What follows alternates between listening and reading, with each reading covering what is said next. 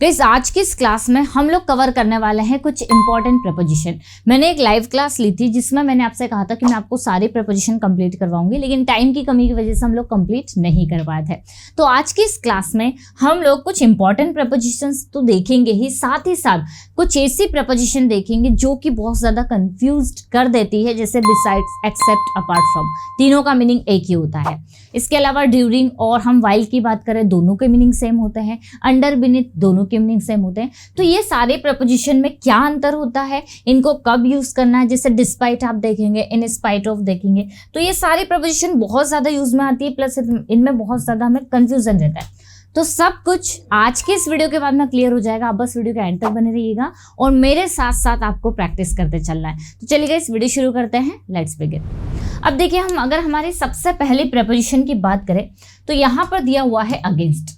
अब गाइस देखिए, अगेंस्ट का मतलब क्या होता है, हम सभी जानते हैं अगेंस्ट का मतलब होता है के खिलाफ, लेकिन इसका एक और मीनिंग होता है। ठीक है, एक तो इसका मीनिंग हमने देख लिया कि एक मीनिंग इसका होता है खिलाफ।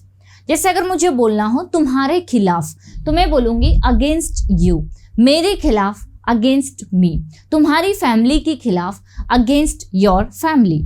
वैसे अगर मैं बोलूं कि तुम्हारे दोस्तों के खिलाफ तो हमारा सेंटेंस होगा अगेंस्ट योर फ्रेंड। तो ये तो इसका हमें मीनिंग पता चल गया, लेकिन गाइस एक और इसका मीनिंग होता है, वो होता है टिक कर। अब देखिए, कई बार हम लोग ऐसे सेंटेंसेस बनाते हैं ना, जैसे दीवार से टिक कर या फिर सोफे से टिक कर, मतलब किसी चीज से टिक कर खड़े होना, बैठना या किसी चीज को रखना, तो वो भी अगेंस्ट का मीनिंग होता है। जैसे मान लीजिए मैंने कहा दैट्स अगेंस्ट द लॉ, यहाँ पर इसका मीनिंग क्या निकल रहा है, ये लॉ के खिलाफ है, ये कानून के खिलाफ है। सेकेंड सेंटेंस है she was forced to marry against her will, उसे फोर्स किया गया, उसे किस लिए फोर्स किया गया, to marry against her will, उसकी इच्छा के खिलाफ शादी करने के लिए। यहाँ पर हमारा जो सेंटेंस है ये पैसिव वॉइस का सेंटेंस है। ठीक है, तो शी वॉज फोर्स्ड, उसे फोर्स किया गया, टू मैरी शादी करने के लिए, अगेंस्ट हर विल। यहाँ पर ये जो गाइस आप विल देख रहे हैं ना, ये विल हेल्पिंग वर्ब नहीं है, इसका मतलब होता है इच्छा। और एक विल हमारी हेल्पिंग वर्ब भी होती है जो हम टेंस में यूज करते हैं, लेकिन यहाँ पर ये हर विल मतलब उसकी इच्छा, तो उसे फोर्स किया गया था अगेंस्ट हर विल, उसकी इच्छा के खिलाफ शादी करने के लिए। The evidence is against him, evidence मतलब क्या होता है, सबूत। तो जो सबूत है वो उसके खिलाफ है, अगेंस्ट हिम, उसके खिलाफ है। The evidence is against him मतलब सबूत जो है वो उसके खिलाफ है। नेक्स्ट है put it against the wall, इसे वॉल से टिका कर रख दो। मान लीजिए कोई चीज है, कोई मिरर है, कोई बैट है, कोई भी वस्तु है, आप उसे कहना चाह रहे हो, यहाँ पर ये वॉल है, ठीक है, आप चाह रहे हैं कि उसे दीवार से टिका कर उसको रखना है, तो आप क्या बोलेंगे, put it against the wall, इसे दीवार से टिक कर रख दो। या फिर आपको बोलना हो कि वो दीवार से टिक कर खड़ी हुई है, हम जब ऐसे किसी भी चीज से टिक कर, टेका लेकर खड़े होते हैं तो वहां भी अगेंस्ट का यूज होता है। तो हमारा सेंटेंस क्या बनेगा, she is standing against the wall, she is standing against the wall. Clear, तो अगेंस्ट का मीनिंग आपको याद रखना है के खिलाफ या फिर टिक कर। गाइस हमारी नेक्स्ट प्रपोजिशन यहाँ पर दी हुई है डिस्पाइट या फिर इन स्पाइट ऑफ, डिस्पाइट या फिर इन स्पाइट ऑफ। अब मैं आपको बता दूं कि दोनों का मीनिंग ही होता है के बावजूद या फिर बावजूद इसके। यहाँ पर आप देखेंगे तो आपको दो प्रीपोजिशन दिख रही है, ठीक है, दोनों का मीनिंग क्या होता है, के बावजूद या फिर बावजूद इसके। अब इसके मीनिंग में क्या अंतर होता है, देखिए आप लोगों ने ऐसे सेंटेंसेस भी सुने होंगे कि उससे देर हो गई थी, इसके बावजूद भी वह वहां पर गई। हमने सारे टॉपिक पढ़ लिए हैं, उसके बावजूद भी आप लोग सेंटेंसेस नहीं बना पाते हो। ट्रेन लेट थी, बावजूद उसके उसने काफी देर तक वेट किया। तो जब भी हमारे सेंटेंसेस में क्या आ रहा है, के बावजूद या फिर बावजूद इसके, हमें दोनों में से, आपको अगर डिस्पाइट अच्छा लग रहा है या इन स्पाइट ऑफ, दोनों में से जो चाहे आप यूज कर सकते हैं। इसके बाद अगर गाइस वर्ब आ रही है तो आईएनजी फॉर्म आपको यूज करना है, और अगर नाउन आ रहा है तो आपको नाउन यूज करना है। ये डिपेंड करेगा आप जो यूज करना चाह रहे हैं। यहाँ पर दिया हुआ है डिस्पाइट हिज ऑल फॉल्ट्स, उसकी सारी गलतियों के बावजूद भी आई एक्सक्यूज्ड हिम, मैंने उसे माफ कर दिया। देखिए एक्सक्यूज मी, आपने ये तो बहुत फेमस वर्ड सुना होगा एक्सक्यूज मी, क्या आपको इसका मीनिंग पता है? किस एक्सक्यूज का मतलब होता है माफ करना। मान लीजिए आप कोई दो बात कर रहे हैं, उसे आप डिस्टर्ब करके वहां से जाना चाह रहे हैं तो आप एक्सक्यूज मी बोलते हैं, मतलब आप उन्हें डिस्टर्ब कर रहे हैं इसलिए आप उनसे माफी मांग रहे हैं कि माफ करना, ठीक है। तो वही एक्सक्यूज का हमारे यहाँ पर सेकेंड फॉर्म लिया हुआ है। तो डिस्पाइट हिज ऑल फॉल्ट्स, उसकी सारी गलतियों के बावजूद भी आई एक्सक्यूज्ड हिम, मैंने उसे माफ कर दिया। In spite of the best efforts, best efforts क्या होता है? प्रयास, मतलब अच्छे प्रयासों के बावजूद भी ऑफ द पुलिस के, द थीफ एस्केप्ड, जो चोर था वो भाग गया। तो यहाँ पर क्या मीनिंग निकल रहा है? In spite of the best efforts, मतलब अच्छे प्रयास के बावजूद भी। The train was cancelled, train cancel हो गई। इन स्पाइट ऑफ दैट, उसके बावजूद भी वी अराइव्ड ऑन टाइम, हम समय पर पहुंचे। ठीक है, ट्रेन जो थी वो कैंसिल हो गई, उसके बावजूद भी हम लोग समय पर पहुंच गए। In spite of working hard, मेहनत करने के बावजूद भी ही डजंट गेट सक्सेस, उसे सफलता नहीं मिलती है। मान लीजिए आपको बोलना हो कि बोलने के बावजूद भी, तो आप क्या बोलेंगे? डिस्पाइट स्पीकिंग या इन स्पाइट ऑफ स्पीकिंग। देखिए, मान लीजिए मैंने कहा कि लिखने के बावजूद भी, तो आपका सेंटेंस कैसे बनेगा? In spite of writing. बाद वाला जो भी सेंटेंस आ रहा है आप बना दीजिए, है ना। पढ़ाने के बावजूद भी, तो in spite of teaching, in spite of teaching. गाना गाने के बावजूद भी, इन स्पाइट ऑफ सिंगिंग, क्या बना सेंटेंस हमारा? In spite of singing. यहां आने के बावजूद भी, in spite of coming here, या फिर आप बोल सकते हैं डिस्पाइट कमिंग हियर, वर्ब में आईएनजी। सेंटेंसेस बनाने के बावजूद भी, डिस्पाइट मेकिंग सेंटेंसेस या in spite of making sentences. Practice करने के बावजूद भी, डिस्पाइट प्रैक्टिसिंग या इन स्पाइट ऑफ प्रैक्टिसिंग। ठीक है, सो अगर आप डिस्पाइट यूज करें या इन स्पाइट ऑफ यूज करेगा, इस दोनों के बाद में आप लोगों को वर्ब में आईएनजी लगा देना है। ठीक है, याद रखना इसका मीनिंग क्या होता है? के बावजूद या फिर बावजूद इसके। चलिए बढ़ते हैं हम लोग आगे। गाइस, हमारी नेक्स्ट प्रपोजिशन यहाँ पर दी हुई है ड्यूरिंग। देखिए, अब काफी सारे स्टूडेंट्स इस चीज को लेकर कंफ्यूजन में रहते हैं कि ड्यूरिंग और व्हाइल दोनों ही प्रपोजिशन का मतलब सेम होता है। व्हाइल के बाद हम लोग वर्ब में आईएनजी लगाते हैं, पहले आप इतना समझ लीजिए। लेकिन ड्यूरिंग के बाद में आपको वर्ब नहीं लगानी होती, कोई नाउन लगाना होता है, और दोनों का जो मीनिंग रहता है वो निकलता है के वक्त या फिर के समय, या हम बोल सकते हैं के दौरान। जैसे कि दोनों के मीनिंग सेम होते हैं। आप ड्यूरिंग देख रहे हैं और व्हाइल देख रहे हैं, तो दोनों के मीनिंग में कोई अंतर नहीं है। ड्यूरिंग मतलब भी होता है के समय, के वक्त या फिर के दौरान, और व्हाइल का मतलब भी सेम होता है, के वक्त, के समय या फिर के दौरान। हमने अंतर क्या देखा कि अगर आप व्हाइल लगाएंगे तो वर्ब में आईएनजी लगाएंगे, और व्हाइल का एक और मीनिंग होता है किसी काम को करते करते। ये मीनिंग तो सेम देता है ना, करते वक्त मतलब करते करते। जैसे हम चलिए पहले शॉर्ट में समझते हैं। जैसे मैंने कहा पढ़ाई करते करते, तो सेंटेंस हमारा क्या बनेगा? While studying, while studying. लिखते लिखते, तो सेंटेंस क्या होगा? While writing, while writing. बोलते बोलते, व्हाइल स्पीकिंग। सोचते सोचते, व्हाइल थिंकिंग, व्हाइल थिंकिंग। तो हमने यहाँ पर क्या देखा? व्हाइल के बाद में वर्ब में आईएनजी फॉर्म लगा दिया। अब मान लीजिए एक सेंटेंस हम लोग ले लेते हैं कि पढ़ाई करते करते वह सो गया। आपको मैं व्हाइल के सेंटेंसेस भी दिखाती हूँ, तो आपको समझ में आएगा कि हमें व्हाइल को कैसे यूज करना है। देखिए, यहाँ पर दिया हुआ है वी शुड नॉट टॉक, हमें बात नहीं करनी चाहिए व्हाइल ड्राइविंग, ड्राइव करते वक्त, ड्राइव करते समय या ड्राइव करने के दौरान। तीनों इसका मीनिंग होता है। अब ये भी है कि आप चाहे इसे तो आगे लगा दीजिए या पीछे लास्ट में लगा दीजिए, ये आपके ऊपर डिपेंड करता है। आप ऐसे भी बोल सकते हैं while driving we should not talk, हमें बातें नहीं करनी चाहिए। आप पहले हिंदी याद रखेंगे तो सेंटेंस इजीली समझ पाएंगे। व्हाइल रनिंग मतलब दौड़ते दौड़ते, दौड़ते वक्त या फिर दौड़ते समय। ही फेल डाउन, वह गिर गया। शी गेट्स वेरी एक्साइटेड, वह बहुत एक्साइटेड हो जाती है। व्हाइल प्लेइंग गेम्स, गेम्स खेलते समय, गेम्स खेलते खेलते या गेम्स खेलने के दौरान। तीनों का मीनिंग एक ही, मतलब तीनों के लिए हमें व्हाइल का यूज करना है। पर हमने क्या देखा कि व्हाइल आ रहा है तो वर्ब में आईएनजी आएगा ही, मतलब वर्ब के साथ ही आपको व्हाइल लगाना है। जैसे आप बोल सकते हैं कि दौड़ते दौड़ते तो आप बोलेंगे व्हाइल रनिंग, लिखते लिखते तो व्हाइल राइटिंग, पढ़ाते पढ़ाते व्हाइल टीचिंग। आगे या पीछे आप जो सेंटेंस ऐड करना चाह रहे कर दे। लेकिन गाइस ड्यूरिंग में क्या होता है, आप वर्ब नहीं लगाते, आपको किसी नाउन का यूज करना होता है।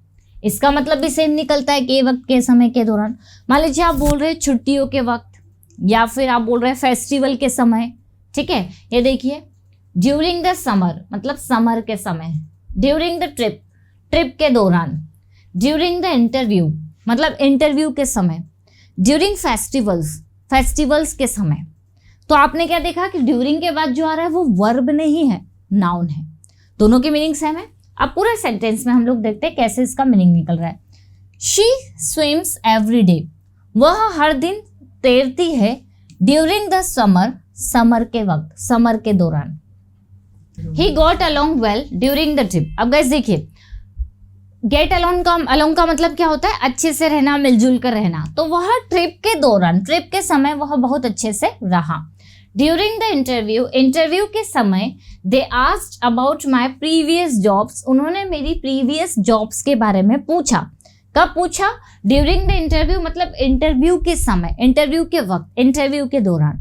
तो यहाँ पर आप लोगों को बस इतना सा ध्यान देना है कि ड्यूरिंग और वाइल दोनों का मतलब होता है के वक्त, के समय, के दौरान। बट अंतर क्या देखा हमने, वाइल के बाद आईएनजी, लेकिन ड्यूरिंग के बाद आईएनजी नहीं आता है।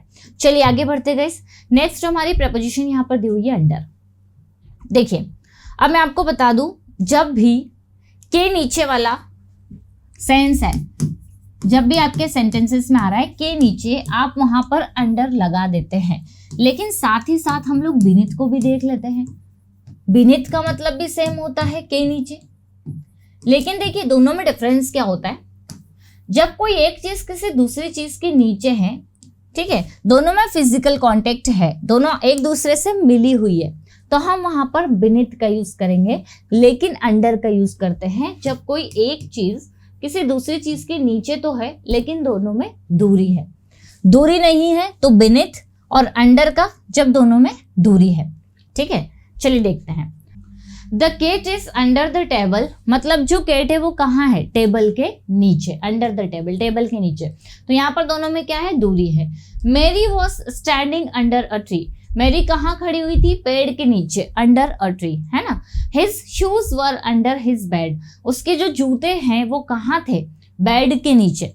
तो ये बेड है, इसके नीचे जूते थे, दोनों में दूरी थी, तो हमने वहां पर अंडर का यूज कर लिया। वैसे ही हम लोग बोल सकते हैं अंडर द टेबल, टेबल के नीचे, या फिर हम बोल सकते हैं अंडर द चेयर, चेयर के नीचे, है ना। तो जब भी दो चीजों के बीच में दूरी है। इस वैसे ही हम लोग अगर बीनीथ की बात करें तो बीनीथ में क्या होता है, देखिए यहां पर दिया हुआ है बीनीथ हर कोट, मतलब उसके कोट के नीचे।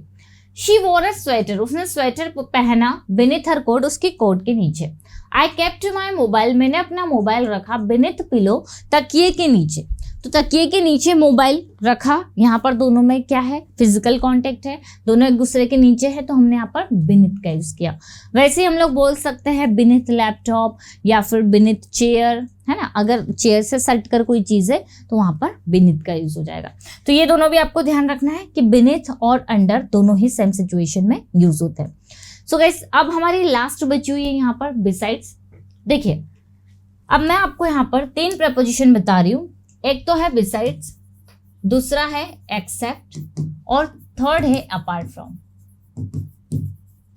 अब गाइस देखिए अपार्ट फ्रॉम और बिसाइड्स दोनों का मतलब होता है के अलावा, के अलावा।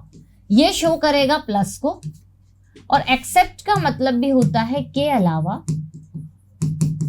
और ये भी शो करता है प्लस को। अब आप सोचेंगे प्लस क्या है, देखिए जैसे यहां पर एक सेंटेंस दिया हुआ है, there was no one besides me, मतलब मेरे अलावा और कोई भी नहीं था। बिसाइड्स मी मतलब मेरे अलावा, बिसाइड्स बीइंग अ राइटर, एक राइटर होने के अलावा, बिसाइड्स मी मेरे अलावा, बिसाइड्स स्पेनिश, स्पेनिश के अलावा। तो अगर आप बिसाइड्स का यूज कर रहे हैं मतलब उसमें चीजें इंक्लूड है। आप किसी शॉप पर गए, आपने मान लीजिए एक पेन के अलावा पेंसिल भी खरीदी, तो आप किसी को बता रहे कि मैंने पेन के अलावा एक पेंसिल भी खरीद ली है। पेन के अलावा मतलब पेन तो इंक्लूड है, आपने साथ साथ क्या खरीद लिया, पेंसिल भी खरीद ली।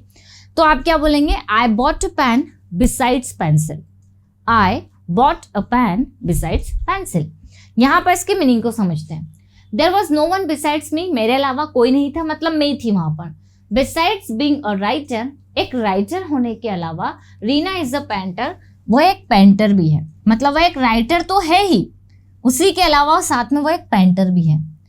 उसके कोई फ्रेंड्स नहीं है मेरे अलावा, मतलब मैं ही हूँ उसकी फ्रेंड्स, बाकी और कोई नहीं है। शी स्पीक्स 3 लैंग्वेजेस, वह 3 भाषाएं बोलती है, बिसाइड्स स्पेनिश, स्पेनिश के अलावा, मतलब स्पेनिश तो बोलती ही है और साथ ही साथ वो 3 लैंग्वेजेस और बोलती है। वैसे ही आप इन सारी जगह पर अपार्ट फ्रॉम लगा सकते हैं, लेकिन एक्सेप्ट नहीं लगा सकते। अब देखिए, मान लीजिए किसी ने आपसे कहा कि she speaks 3 languages except Spanish. अब यहां पर अगर एक्सेप्ट स्पेनिश लग रहा है, मतलब वो स्पेनिश नहीं बोलती है, उसको छोड़कर वो 3 लैंग्वेजेस बोल लेती है। यहाँ पर 2 सेंटेंसेस एक जैसे अगर हम लिखे कि she speaks 3 languages besides Spanish, मतलब स्पेनिश भी बोल लेती है और उसके अलावा 3 लैंग्वेजेस बोल लेती है।